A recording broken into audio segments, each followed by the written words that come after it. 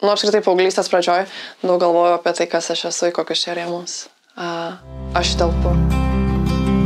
Kodėl aš čia esu? Dėl šilumos ir juoko, kurį čia patiriu. Dėl to, kad aš čia randu erdvę būti natūrali, visiškai gryna, tokia kokia esu. Ir galiu drąsiai jaustis, kad mane priims, kad manim net žavėsis tuo nelabai gražia pusė, kurią irgi turiu. Tai aš čia dėl to, kad mane priima visapusiškai. Nu, apskritai paauglystės pradžioj daug galvoju apie tai, kas aš esu, į kokius čia rėmus aš telpu. Ar aš moksliukė, ar aš sportininkė, ar aš menininkė, nes daug skirtingų dalykų dariau.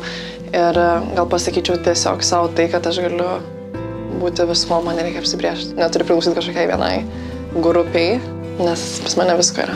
Ir tuom ir fainai, tuom ir ypatinga. Aš visada buvau užimta.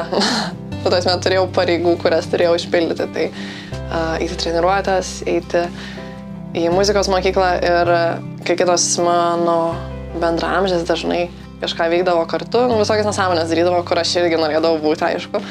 Bet man reikėdavo į treniruotę, man reikėdavo eiti į chorą, man reikėdavo daryti namų darbus. Tai, kad dariau dalykus, kuriuos reikia. Ryto ramybė. Kai atsikeliu ir turiu laiko savo, mano laikas savo atrodo darant jogą dažniausiai.